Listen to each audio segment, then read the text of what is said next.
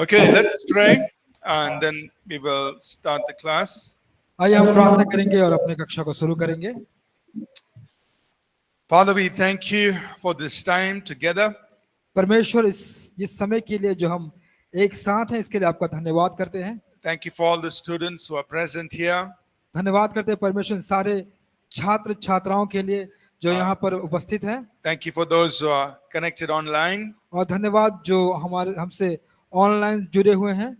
Father, we pray that as we study your word, प्रभु हम प्रार्थना करते हैं कि जब हम आपके वचन को अध्ययन करेंगे that the Holy Spirit will impart to us. और पवित्र आत्मा हमसे सहभागिता करे, That the Holy Spirit speak to each of us. पवित्र आत्मा हम सबों से बात करे, Strengthen us. हमें ताकत प्रदान करे, Open our understanding. हमारे समझ को खोल दे, Make these things very personal to us. और ये सारी बातों को हमें व्यक्तिगत बना दे And help us to grow stronger. और हमें और मजबूती प्रदान करे। We thank you, O God. धन्यवाद करते हैं परमेश्वर, In Jesus' name. यीशु के नाम से, आमीन। Amen. Amen. All right. Let's quickly review what we covered yesterday. तो जो हम लोगों ने कल सीखा था, आइए उसकी पुनरावृत्ति करते हैं। So in the afternoon sessions, we're talking about who we are in Christ. और हम लोग दोपहर के जो सभा है उसमें सीख रहे थे कि हम मसीह में कौन हैं। We said yesterday that God has brought us into union with Christ. और हमने देखा कि परमेश्वर ने हमें मसीह में एक कर दिया है। We are in Christ. हम मसीह में हैं, And being in Christ means we have a new identity. और जब हम मसीह में हैं तो हमारी एक नई पहचान है। We have become new in our spirit. और हम अपनी आत्मा में नए हो गए हैं, New creation.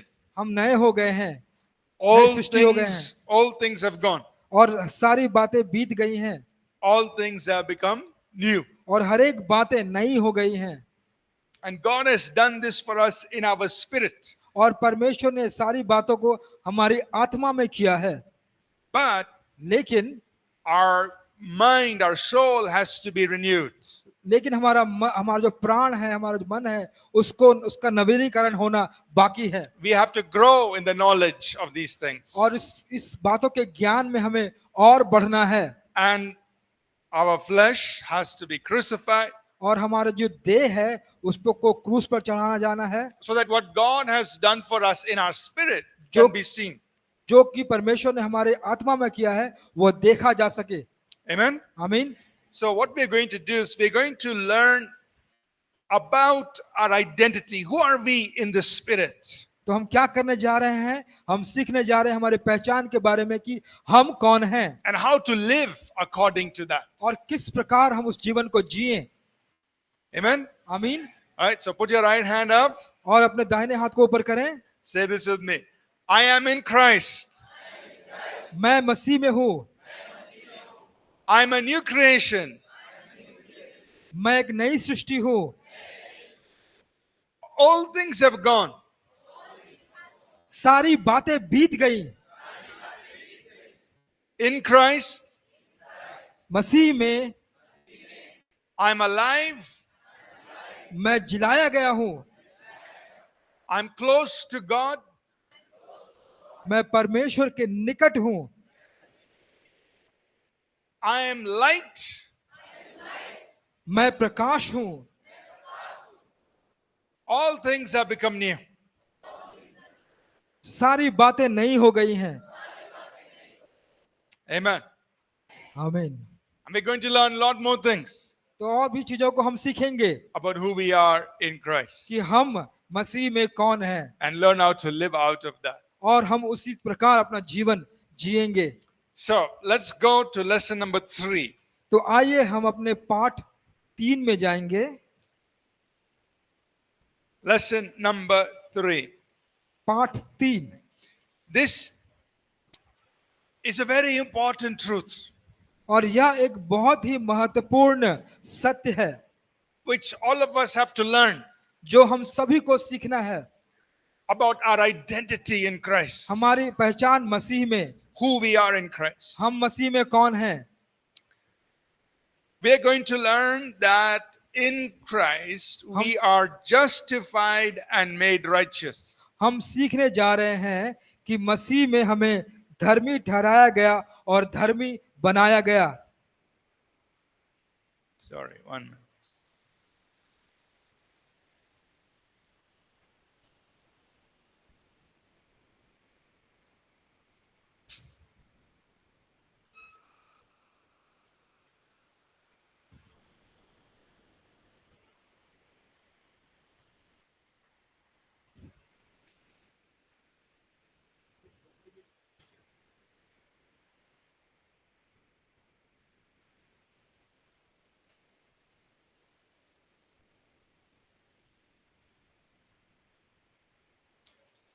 Let's see what's happening.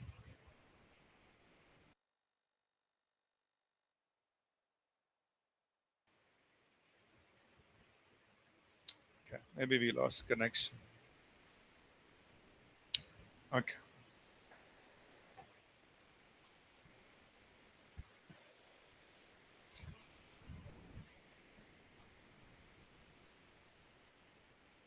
Yeah, I think it's fine.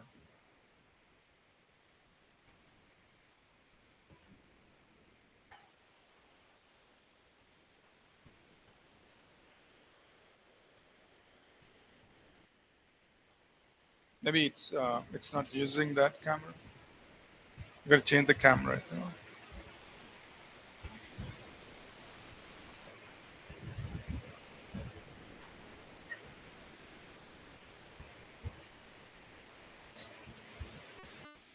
Okay.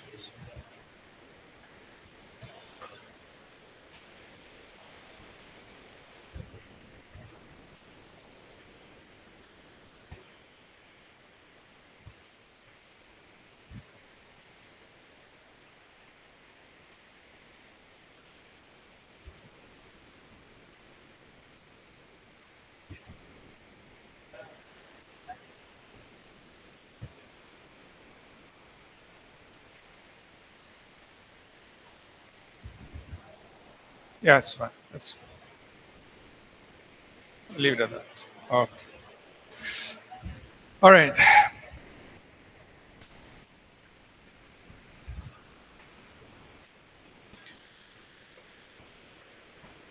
So let's. Sorry for the interruption. I don't know. Something happened. असुविधा के लिए खेद है।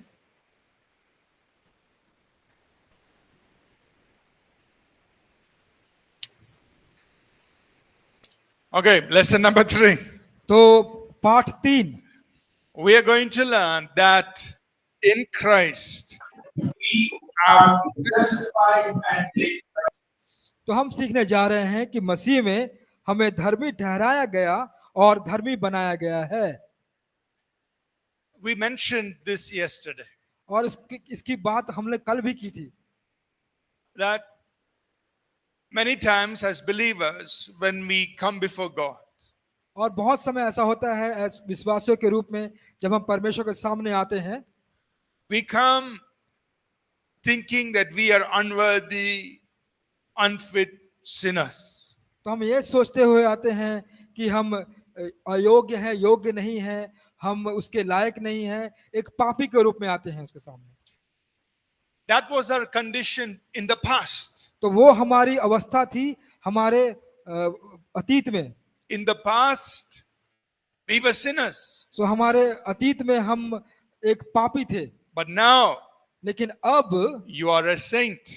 आप एक संत हैं। In the past, अतीत में we were unworthy.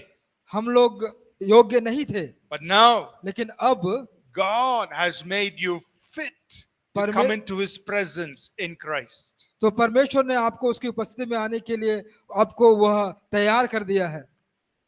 And so we need to change तो हमें भी बदलना है our thinking. हमारे सोच को How we see ourselves किस प्रकार हम अपने आप को देखते हैं and how we come into God's presence. और किस प्रकार हम उसकी परमेश्वर की उपस्थिति में आते हैं। Amen? आमीन। Let's read now. 1 Corinthians chapter 6 verses 9 through 11. आइए हम पहला कुरिन्थियों उसका 6ठा अध्याय 9 से 11 वचन तक पढ़ेंगे। This is what the Apostle Paul writes. और यह जो प्रेरित पौलुस लिखता है, He says, Do you not know that the unrighteous will not inherit the kingdom of God? Do not be deceived, neither fornicators, nor idolaters, nor adulterers, nor homosexuals, nor sodomites, nor thieves, nor covetous, nor drunkards, nor revilers, nor extortioners will inherit the kingdom of God. And such were some of you. But you were washed, you were sanctified, you were justified in the name of the Lord Jesus and by the Spirit of our God. क्या तुम नहीं जानते कि अन्यायी लोग परमेश्वर के राज के वारिस ना होंगे? धोखा ना खाओ, ना वैश्यागामी, ना मूर्ति पूजक, ना परस्त्रीगामी, ना लुच्चे, ना पुरुषगामी, ना चोर, ना लोभी, ना पियक्कड़, ना गाली देने वाले, ना अंधेर करने वाले परमेश्वर के राज के वारिस होंगे। और तुम में से कितने ऐसे ही थे, परंतु तुम प्रभु यीशु मसीह के नाम से और हमारे परमेश्वर की आत्मा से धोए गए और पवित्र हुए और धर्मी ठहरे। Notice, he's saying this was how you were. तो आप ध्यान से देखिए, वो कहते हैं कि आप पहले ऐसे थे, But now, लेकिन अब, so everybody say, now. कहिए नाउ, अब, Now things are different. तो अभी जो बातें हैं वो अलग हैं। Now you are washed, आप you धोए are गए हैं, sanctified and justified. आपको शुद्ध कराया गया है और आपको धर्मी ठहराया गया है। Three things have happened. तीन चीजें हुई, You've been washed, आपको sanctified, justified. आपको धोया गया है, आपको शुद्ध किया गया है और आपको धर्मी ठहराया गया है, In the name of our Lord Jesus. वो हमारे प्रभु यीशु के नाम से। So put your right hand up. और अपने दाहिने हाथ को ऊपर उठाएं You say this with me. और आप मेरे साथ कहें, In Jesus, यीशु में I've been washed, sanctified, and justified. मुझे धोया गया है, शुद्ध किया गया है और धर्मी ठहराया गया है।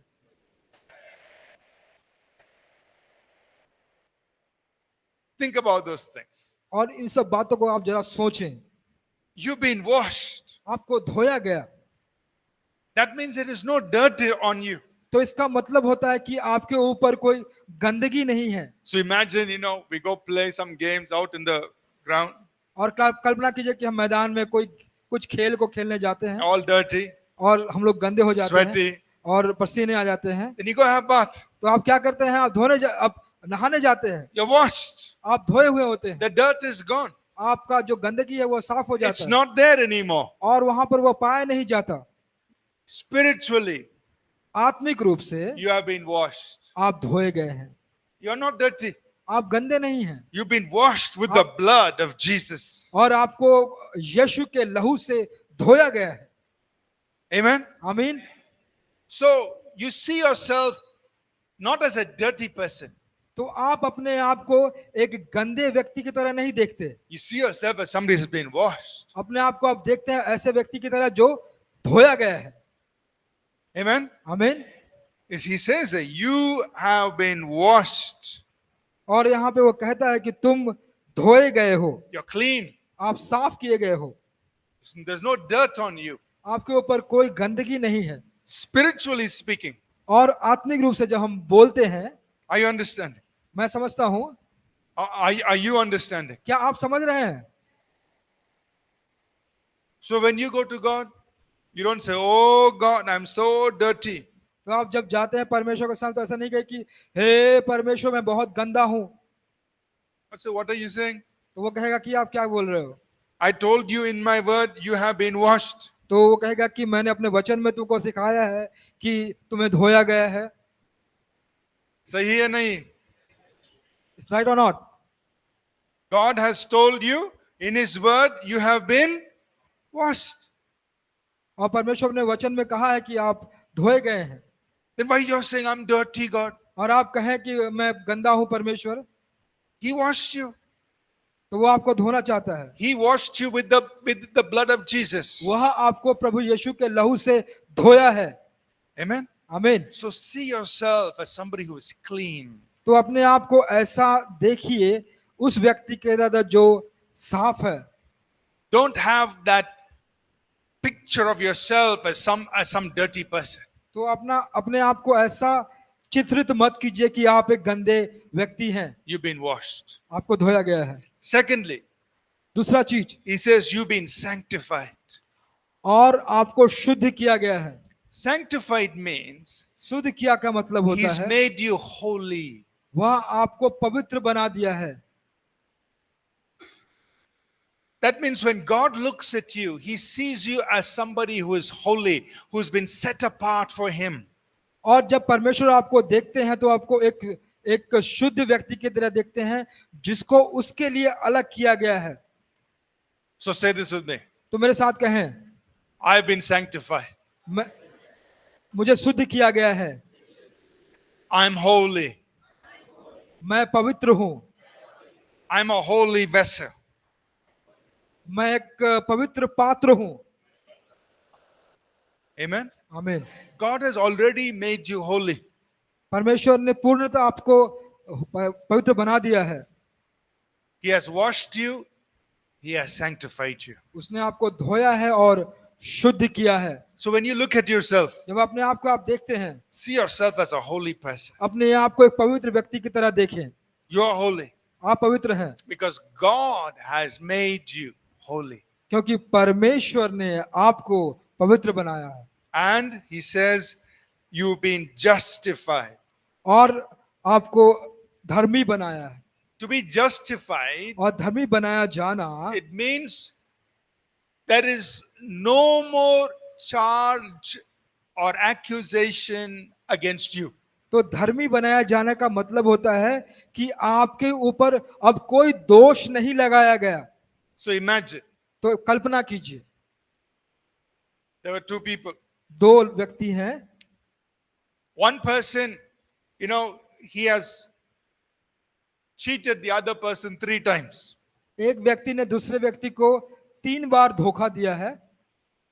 So they go to the court तो जब वो न्यायालय में जाते हैं and the other person says, he cheated me 3 times. तो दूसरा व्यक्ति कहता है कि उसने मुझे 3 बार धोखा दिया है। So there are 3 charges against him. तो 3 दोष उसके ऊपर लगाए गए हैं। He can say, first time he cheated me so much, second time he cheated me so much, third time cheated me so much. तो यह कह सकता है कि पहली बार इसने मुझे इतने में धोखा दिया, दूसरी बार इतने में धोखा दिया और तीसरी बार इतने में धोखा दिया। 3 charges against him. 3 दोष उसके ऊपर लगाए गए। But then the judge sits तो अब जब नया न्यायी बैठता है and then he asks this man, did you cheat him 3 times? तो जो न्यायी होता है वो पूछता है कि क्या तुमने इस व्यक्ति को 3 बार धोखा दिया है? Say yes. उसने कहा हाँ। He asks the other man, how many times he cheated you? He says 3 times. तो वो दूसरे व्यक्ति से पूछता है कि इस व्यक्ति ने तुम्हें कितने बार धोखा दिया है? तो वो कहता है 3 बार। How much he owes you? तो वो कितना आपको ओ करता है? He says, okay, first time he cheated me so much, second time so much, third time so much, so totally he owes me so much money. तो वो कहता है कि एक बार में इतना का धोखा दिया, दूसरी बार में इतना का धोखा दिया, तीसरी बार में इतना का धोखा दिया, तो अब ये इतना का धोखा दे चुका है मुझे। Now imagine, अब आप कल्पना करें, if this first man, his father comes और कल्पना कीजिए कि ये जो पहला व्यक्ति है उसका पिता आ जाता है and says, और कहता है my son, 3 times he cheated him, मेरे बेटे को 3 बार इसने धोखा दिया he owes so much money, और उसको इतना पैसा उससे मिलना है, I will pay it in full. मैं पूरा दे दूंगा। And he pays the money. और वो पूरा पैसा को दे देता है। So the judge looks at him. तो जो जज है वो क्या करेगा? He said, this man owed you so much money, it is paid in full. अब इस व्यक्ति जो तुमको इतना बाकी तक बकाया था उसके पिता ने सब कुछ दे दिया। Do you need any, can you claim any more money? तो क्या और भी पैसा बाकी है उससे? He said, no, वो कहेगा नहीं, it is paid. वो पूरा दे चुका है। Then he looks at this man, और इस व्यक्ति को देखता है, says, no charges against you. तो कहता है कि अब तुम्हारे ऊपर कोई दोष नहीं है, All clear. सब साफ हो गया। समझ में आ रहा है? समझ में आ रहा है? All clear. सब चुकाया गया, No more charges. अब कोई दोष नहीं लगाया गया, He is justified. अब वो धर्मी हो गया। You understand? आप समझे? Nothing against him. उसके उसके ऊपर कुछ When he दोष नहीं walks है। out of the court, और जब वो वापस बाहर जब न्यायालय से निकला there is no charge against him. तो उसके ऊपर कोई भी दोष नहीं है अब, Everything has been paid.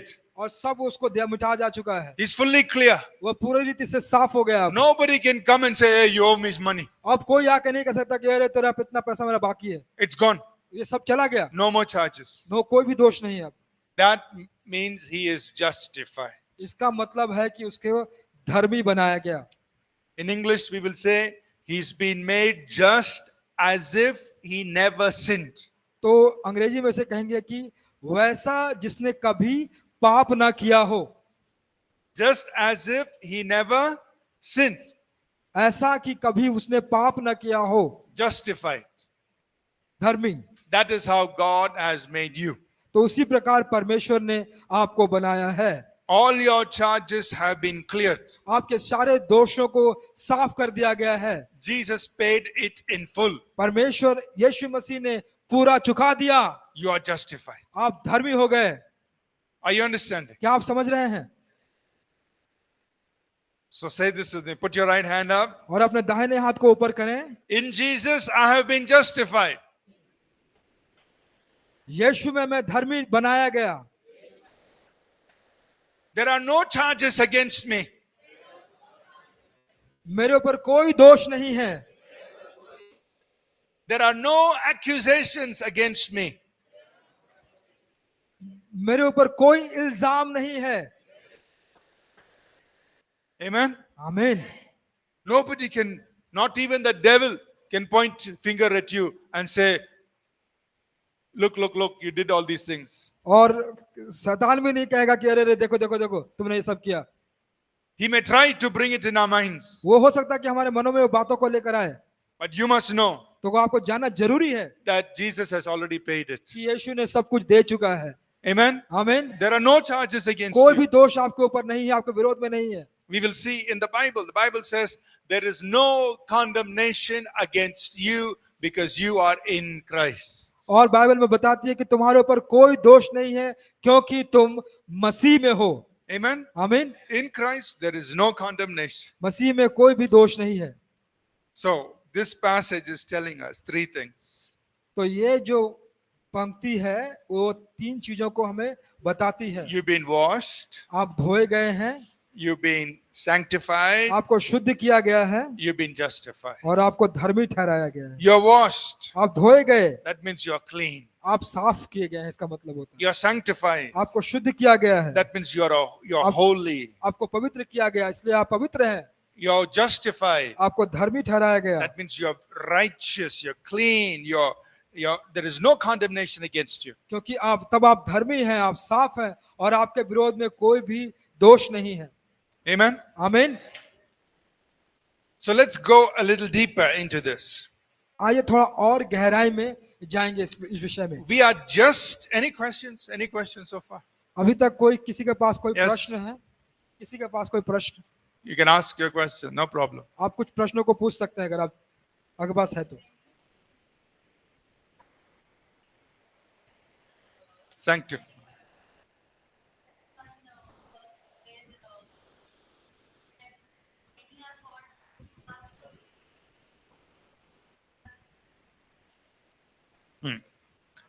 So the question is, Jesus said, many are called, but few are chosen. तो जो प्रश्न है कि यीशु ने कहा कि बहुत को बुलाया गया है लेकिन चुने हुए थोड़े हैं। I'll give an example. तो मैं आपको एक उदाहरण दूंगा। So we knew that we were going to have STBC here in Bangalore starting from May 12th. तो हम जानते थे कि बैंगलोर में मई 12 से STBC होगा। So from last year, और पिछले साल से we were calling मany people. तो हम बहुत लोगों को फोन कर रहे थे, संपर्क कर रहे थे। All over India, we called, many were called. बहुतों को हम लोगों ने कॉल किया, फोन किया। From last year. पिछले साल से ही। But few, लेकिन कुछ the people who came, थोड़े हैं जो आए, Many were called. सबको, बहुतों को कॉल किया गया.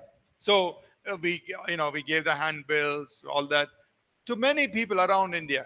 और भारतवर्ष में हम लोगों ने वो अपने हैंड बिल को, पुस्तिकाओं को दिया, Many were called. सब कुछ दिया, बहुत को बुलाया गया. Only these many, और इतने लोग, actually many more registered. बहुत और लोगों ने रजिस्टर भी किया था, पंजीकृत But किया था. these are the people who came. तो ये लोग हैं जो लोग वास्तविकता में आए. But the opportunity was there for everyone. लेकिन जो मौका था वो सबों के लिए था. You understand? आप समझ रहे हैं? So like that, उसी प्रकार in God's kingdom, प्रभु के राज्य में the opportunity is open for everybody. जो मौका है वो खुला है सबों के लिए. Many are called. सबों के लिए बुलाहट है, It's open for everyone. सब के लिए खुला है. But the people who say yes लेकिन जो लोग हाँ कहते हैं, and who come to Jesus, जो यीशु के पास आते हैं, they become the chosen ones. तो वही चुने हुए बन जाते हैं या कहलाते हैं. Right? Many are called, बहुत लोगों को बुलाया गया, but only few become the chosen. The one who say yes to Jesus. और जो हाँ कहते हैं वही थोड़े बन जाते हैं जो चुने हुए होते हैं. आमीन. Right? So that's all are called, few are chosen. They're the So- ones who say yes to the gospel of Jesus Christ. तो हाँ, तो सबको बुलाया गया, लेकिन कुछ लोगों ने हाँ कहा और वही चुने हुए बन गए. Okay? Any other question? और कोई प्रश्न? You're washed, sanctified, just आपको धोया गया, आपको पवित्र शुद्ध किया गया, आपको धर्मी बनाया गया.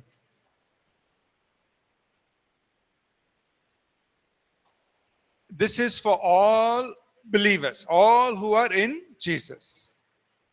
Right? तो भाई ने प्रश्न पूछा कि क्या ये सबके लिए है, तो उत्तर था नहीं, उन सबों के लिए जो विश्वास करते हैं. So for all of us who are in Jesus, तो हम सबों के लिए जो विश्वास करते हैं, we are washed, we are sanctified, we are justified. हमें धोया गया, शुद्ध किया गया और धर्मी बनाया गया. So how must you see yourself?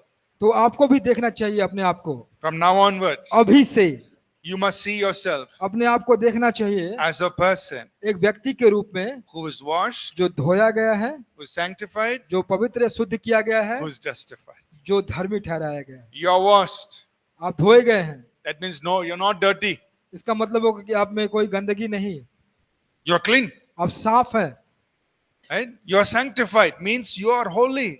आप शुद्ध किए गए हैं, इसका मतलब है आप पवित्र हैं. And you are justified meaning there is no condemnation against you. और आपको धर्मी ठहराया गया, इसका अर्थ है कि आपके ऊपर कोई दोष नहीं.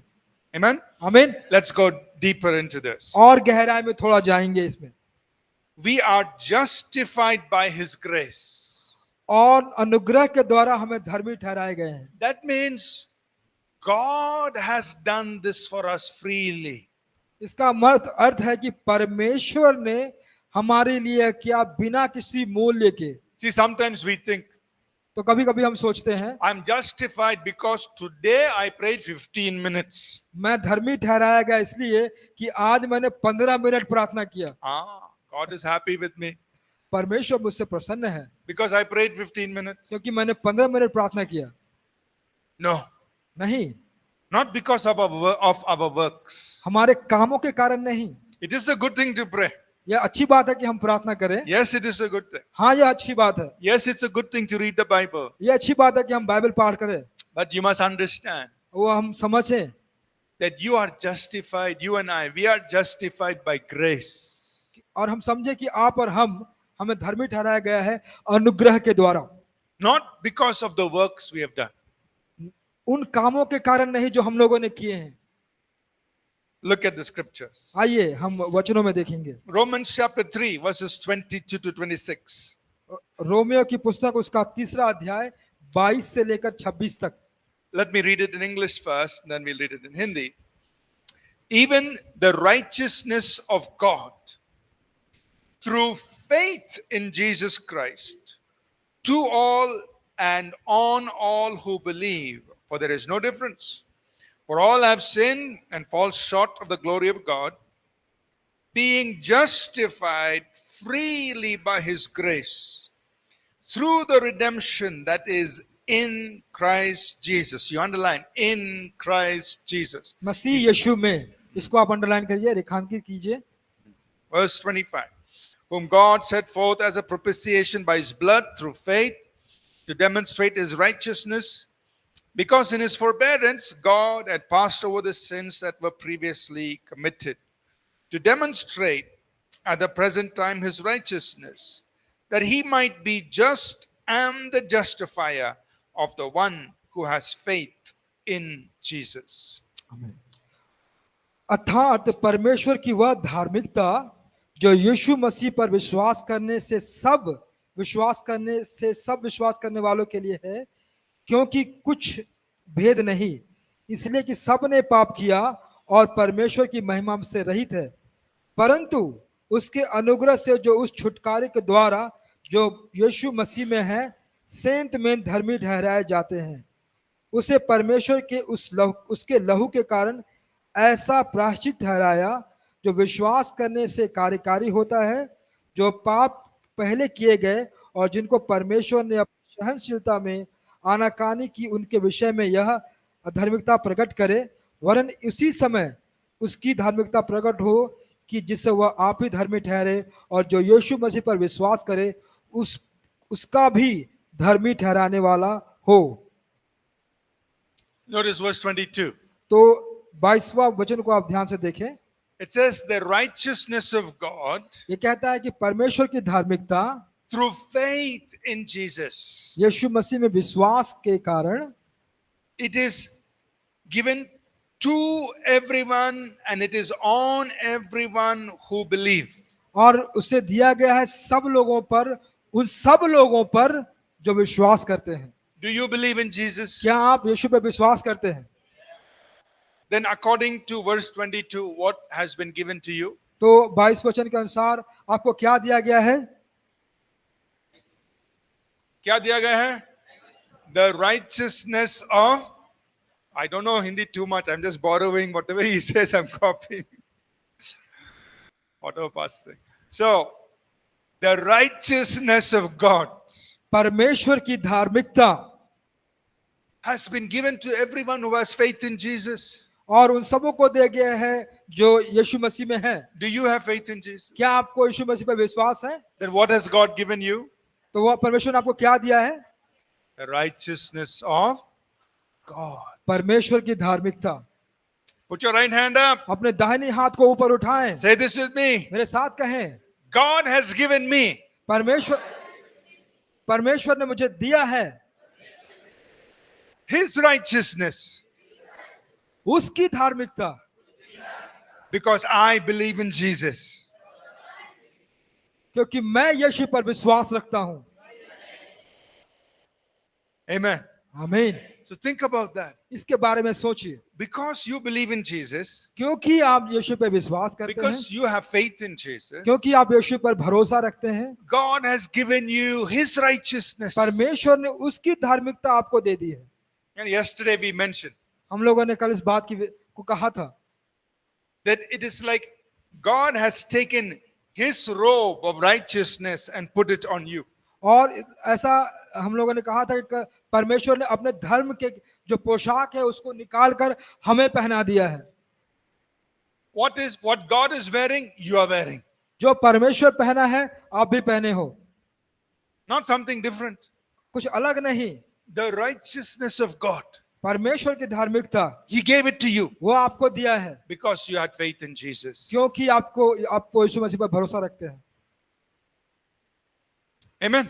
आमीन। So when you go into God's तो presence, जब आप परमेश्वर की उपस्थिति में जाते हैं, whether you're coming to pray, जब आप प्रार्थना करने आते हैं, coming to worship, जब आप आराधना करने आते हैं, how are you coming? तो आप कैसे आते हैं? Are you wearing your nice suit and coming? क्या आप अपना नया सूट पहनकर आते हैं? No, you're coming with the righteousness of God आप आते हैं परमेश्वर की धार्मिकता को पहन के, because He gave it to you क्योंकि उसने आपको दिया है when you believed in Jesus. जब आपने उस पर विश्वास किया, यीशु पर विश्वास किया। Amen. आमीन। So when you're standing before God, जब आप परमेश्वर के सामने खड़े होते हैं, what the same righteousness He has, you have. जो वही धार्मिकता जो उसके पास है आपके पास भी है, He gave it to you वो आपको दिया है because you believed in Jesus. क्योंकि आपने यीशु पर विश्वास किया।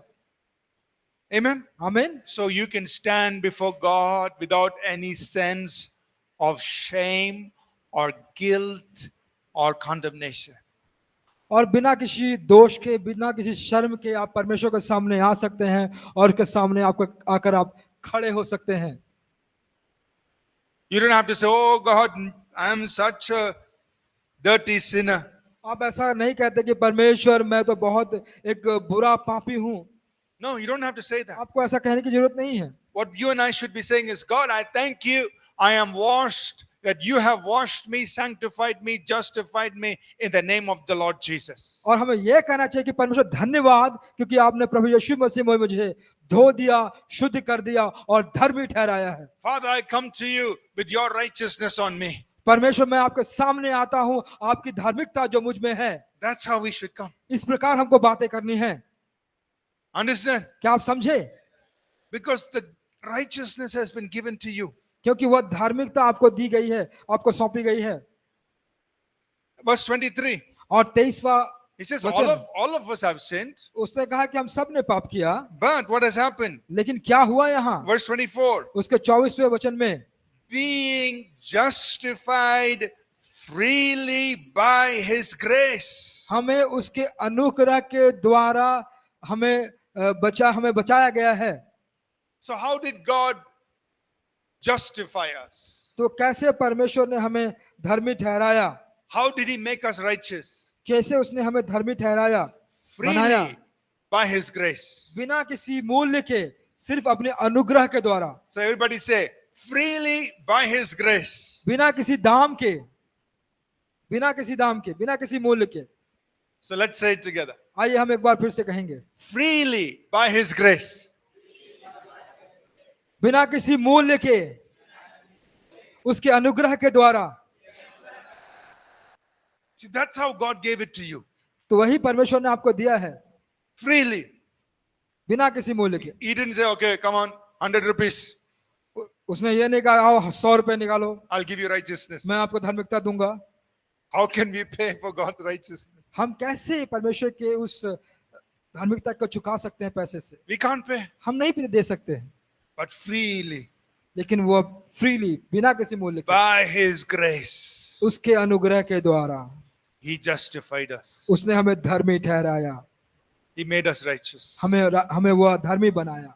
Amen. आमीन। So we must never think in our minds, I can pay for it. हमें अपने मन में कभी नहीं सोचना चाहिए कि मैं इसका दाम चुका सकता हूँ। You can never pay for it. उसके बाद उसको आप कभी इसका दाम नहीं बता सकते। All we can do is say, thank you, Lord, and और take it. और हमें क्या कहना है, जो हम कह सकते हैं वो है कि परमेश्वर धन्यवाद, और उसको ग्रहण कर सकते हैं। We can never pay. हम उसको दे नहीं सकते उसके मूल्य को। Whether you pray for 1 hour or 10 hours, it is still freely by his grace. और अगर आप प्रार्थना 1 घंटा करें या 10 घंटा करें, लेकिन यह अभी भी फ्री है आपके लिए, उसके करुणा के अनुसार, उसके अनुग्रह के अनुसार। Amen. आमीन। So remember that. तो इस बातों को ध्यान से याद रखें। We have been justified freely by his grace. बिना किसी मूल्य के हमको धर्मी ठहराया गया है उसके अनुग्रह के द्वारा। Why? Verse 24. और 24वां वचन, Through the redemption that is in Christ Jesus. जो उद्धार करने की क्षमता है प्रभु यीशु मसीह में, उसके द्वारा। So underline that, in Christ Jesus. तो फिर से मसीह में, उसको आप रेखांकित करें। In Christ Jesus. Verse 24.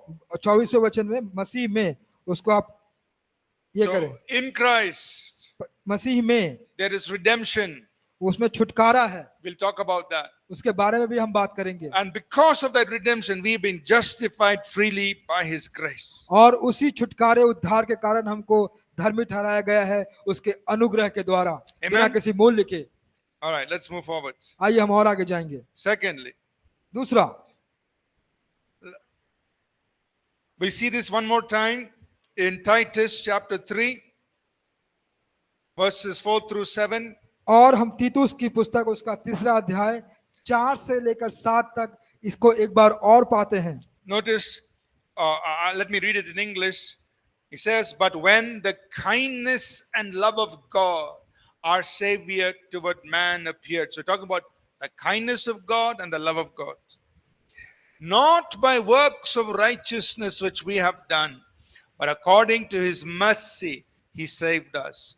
Through the washing of regeneration and renewing of the Holy Spirit, whom he poured out on us abundantly through Jesus Christ our Lord, that having been justified by his grace, we should become heirs according to the hope of eternal life. पर जब हमारे उद्धारकर्ता परमेश्वर की कृपा और मनुष्यों पर उसकी प्रीति प्रकट हुई, तो उसने हमारा उद्धार किया, और यह धर्म के कामों के कारण नहीं जो हमने आप किए, पर अपनी दया के अनुसार नए जन्म के स्नान और पवित्र आत्मा के हमें नए बनाने के द्वारा, जिसे उसने हमारे उद्धारकर्ता यीशु मसीह के द्वारा हम पर अधिकाई से उंडेला, जिससे हम उसके अनुग्रह में धर्मी ठहरकर अनंत जीवन की आशा के अनुसार वारिस बने। Amen. आमीन। So look at verse 7 again. तो 7वां वचन फिर से देखेंगे। We have been justified by his grace. तो हमें धर्मी बनाया गया है, ठहराया गया है उसके अनुग्रह से। Okay, by God's grace, परमेश्वर के अनुग्रह के द्वारा, his goodness, उसके भलाई के द्वारा, his kindness, उसकी करुणा के द्वारा we have been justified. हमको धर्मी बनाया गया। Not by works that we have done. हर उस कामों से नहीं जो हम लोगों ने किए हैं। There may be some days you get up, you feel like you are justified and righteous.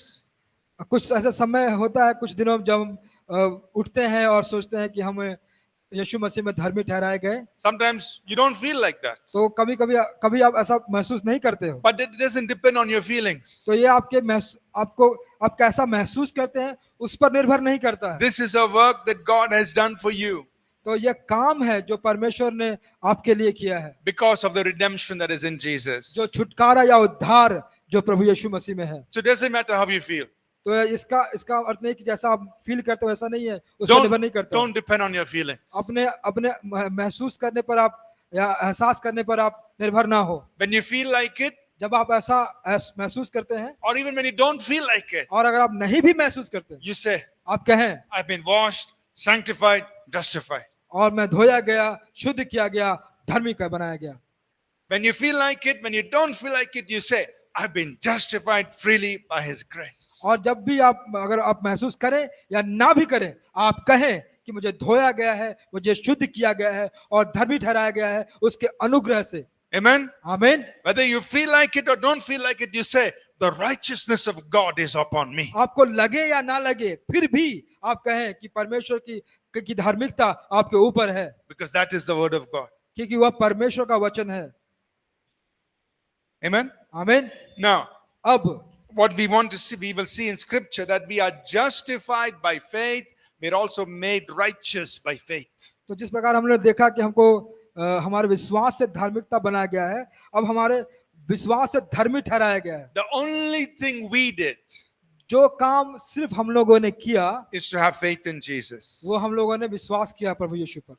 That's all we did. वही हम लोगों ने भी किया। We said, yes, Jesus, I believe in you. हम लोगों का हाँ यीशु, मैं आप पर विश्वास करता हूँ। And when we did that, और हम लोगों ने वो किया, God gave us righteousness and he justified us. और परमेश्वर ने हमको धार्मिकता दी और हमें धर्मी ठहराया। Look at this in Romans chapter 5, verse 1 and 2. और रोमियो की पुस्तक उसका 5वां अध्याय पहला said- या दूसरा वचन देखिए। Once again, it says, therefore, having been justified by faith, we have peace with God through our Lord Jesus Christ. इसलिए जब हम विश्वास से धर्मी ठहरे तो अपने प्रभु यीशु मसीह के द्वारा परमेश्वर के साथ मेल रखें। Look at that. Look at it very carefully. ध्यान से इस बात को देखें। We have been justified by faith, हमें विश्वास में धर्मी ठहराया गया है, not by works. हमारे कामों के द्वारा नहीं। We've been justified by faith. हमें विश्वास के द्वारा धर्मी ठहराया गया है। And what has happened? अब क्या हुआ यहाँ पर? We have peace with God. हम परमेश्वर के साथ मेल मिलाप में है। So put your right hand up. अपने हाथों को उठाइए, दाहिने Say हाथ this को with me. मेरे साथ कहें, I've been justified by faith. मुझे विश्वास के द्वारा धर्मी ठहराया गया है And I have peace with God. और मैं परमेश्वर के साथ मेल मिलाप में हूँ। What does that mean? उसका अर्थ क्या होता है? You have peace with God. आप परमेश्वर के साथ शांति में, मेल में हैं। That means God is not your enemy. इसका मतलब है कि परमेश्वर आपका शत्रु नहीं है। God and you are friends with God. आप और परमेश्वर दोनों एक दूसरे के दोस्त हो गए हैं। You have peace with God. आप परमेश्वर के साथ मेल में हैं। God is not angry with you. परमेश्वर आपसे नाराज नहीं है, गुस्सा नहीं है। See, sometimes the devil is very, very faithful in telling us God is angry. तो कभी कभी क्या होता है, शैतान हमें कहता है कि वो बहुत विश्वास रूप से कहता है कि परमेश्वर तुमसे नाराज है। In the morning you wake up, जब आप सुबह को उठते हैं, you woke up 10 minutes late. आप 10 मिनट देरी से उठे, Devil says, God is angry with you today. तो डेविल कहता है कि परमेश्वर आपसे गुस्सा है आज, You woke up late. तुम देर से उठे। You're supposed to wake up and pray. आपको उठना था, प्रार्थना करना था, You slept so much. आपने इतना सोया, God is angry. परमेश्वर आपसे नाराज है No. ना। Bible says, बाइबल बताती है I have peace with God. मैं परमेश्वर के साथ मेल में हूँ, I have peace with God. मैं परमेश्वर के साथ मेल में हूँ। Amen. Amen. God is not angry with you. परमेश्वर आपसे नाराज नहीं है। You've been justified by faith आपको विश्वास के द्वारा धर्मी ठहराया गया and है। you have peace with God आप परमेश्वर से मेल मिलाप में हैं, through the Lord Jesus Christ. यीशु मसीह के द्वारा।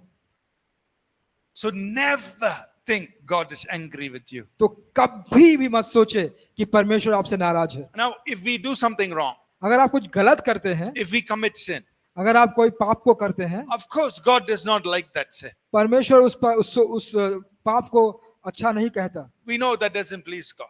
और वो परमेश्वर को नहीं भाता है। So immediately we say, God, I'm sorry. तो अब जल्दी से कहे, परमेश्वर मुझे क्षमा कर, I did something wrong.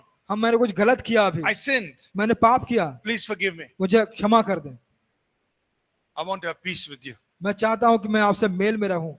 It's done. बस हो गया। Amen. आमीन। Because God is for you.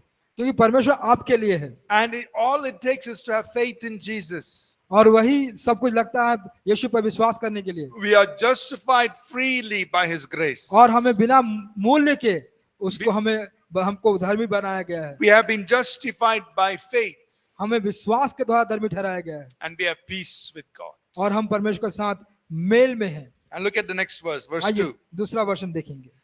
Through whom, that is through Jesus, so underline that, through whom, जिसके द्वारा, थ्रू whom, उसको आप अंडरलाइन करें।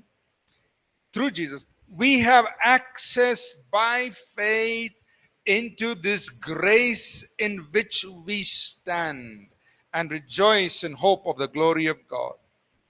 जिसके द्वारा विश्वास के कारण उस अनुग्रह तक जिसमें हम बने हैं हमारी पहुंच भी हुई और परमेश्वर की महिमा की आशा पर घमंड करें। That means through Jesus, यीशु मसीह के द्वारा, by faith in उस Jesus, पर विश्वास करके we have come into this place हम उसके उस जगह पर आते हैं of grace. अनुग्रह में। It says, into this grace in which we stand. उस अनुग्रह में जिस पे हम खड़े हैं, We are in a place of grace before God. हम उस जगह पे हैं जहां पर अनुग्रह है परमेश्वर के सामने। Right? Romans 5 verse 2. रोमियो का 5वां अध्याय उसका दूसरा वचन। We are standing in a place of grace. हम उस जगह पे खड़े हैं जहां पर अनुग्रह है। Where God looks at you, He क्योंकि looks at you with favor, with grace. जहां पर परमेश्वर आपको देखता है वह आपको अनुग्रह से देखता है, आप पर अपना हाथ रख के देखता है। Are you understand? आप समझ रहे हैं? So say this with me. मेरे साथ कहें, I'm standing in a place of grace before God. हमारा जो स्थान है वह परमेश्वर में अनुग्रह में है। Amen. आमीन। So when God looks at you, जब परमेश्वर आपको देखते हैं He looks at you with grace, वह अनुग्रह से देखते हैं, with favor. वो आपकी ओर होते हैं।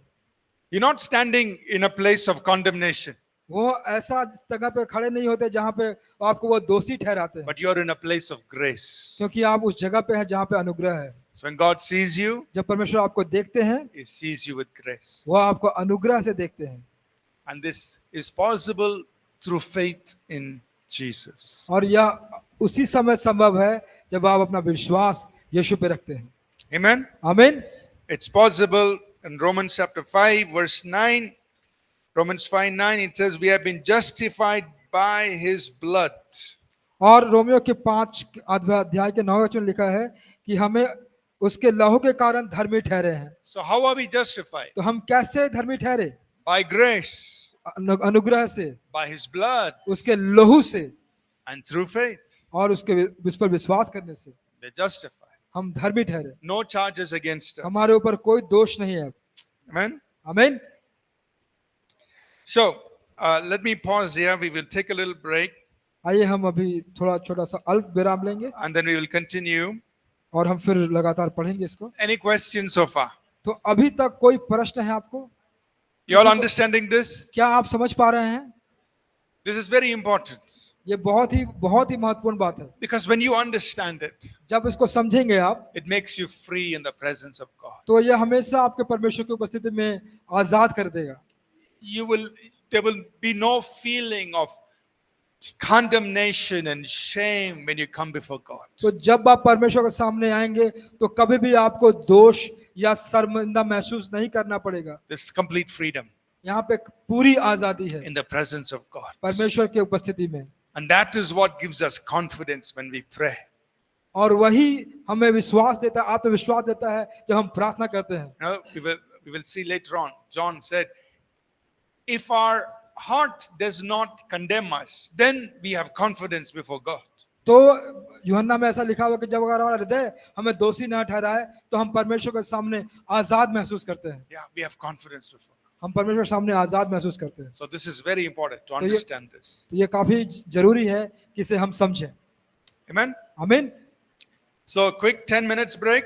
और 10 मिनट का बहुत जल्दी एक छोटा विराम होगा We'll start again at 3 o'clock. और फिर हम जब इसको फिर शुरू करेंगे। Thank you.